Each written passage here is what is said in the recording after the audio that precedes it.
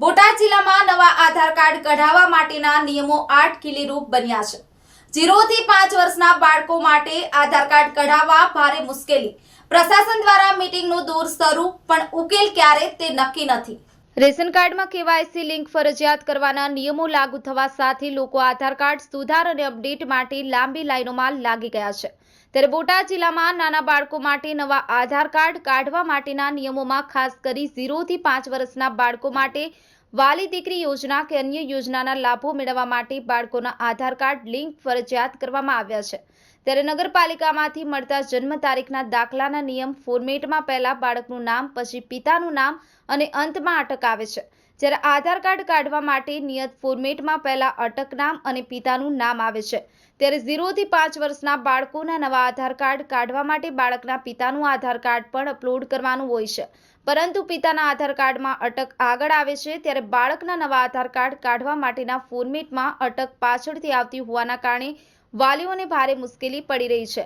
આ અટક નામની આગળ કે પાછળ લગાડવામાં લોકો ભારે હાલાકી અનુભવી રહ્યા છે।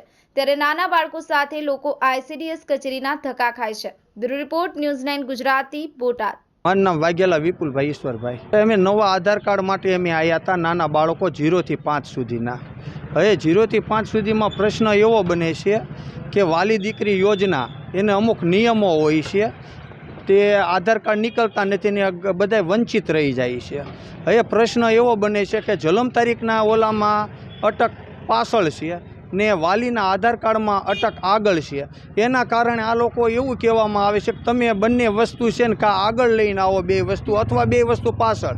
અમે બોટાદ નગરપાલિકામાં તપાસ કરી તો એ લોકો એમ કહે છે કે અમારી પાસે જે કાંઈ નીતિ નિયમ પ્રમાણે જ નીકળે છે। ઓલા આધાર કાર્ડમાં જાવી તો એ લોકો એમ કહે છે કે નીતિ નિયમ પ્રમાણે જ નીકળે, જન્મ તારીખના દાખલામાંય ફેર છે ને આમાંય ફેર છે। આ સિવાય અમે બહુ દોડા બંને કચેરીઓએ અમે દોડાદોડી કરેલા, પણ આનો કોઈ નિકાલ જ નથી। એના કારણે આ પ્રજા બધી વંચિત રહી જાય છે ને આંગણવાડીમાં સાહેબ માંગે છે તો આંગણવાડીમાં આધાર કાર્ડ માંગે છે, અહીંયાય બાળકોને જરૂર પડે તો અહીંયાનાય આધાર કાર્ડ નીકળતા નથી। અમે કલેક્ટરને આ પહેલાં રજૂઆત લેખિતમાં કરેલી હતી, પણ આનો કોઈ હજુ સુધી કોઈ નિકાલ નથી આવતો। એટલે આધાર કાર્ડમાં આમ નામમાં ભૂલ હોય છે કે ખાલી માત્ર અટક આગળ પાછળ હોવાના અટક આગળ પાછળ હોવાના કારણે જન્મ તારીખમાં પાછળ અટક હોય છે અને વાલીના આધાર કાર્ડમાં અટક આગળ હોય છે। અમે એ માટે નગરપાલિકામાં જાવી કે ભાઈ આમાં અટક અમને આગળ કરી દો ને તો કંઈ ન થાય।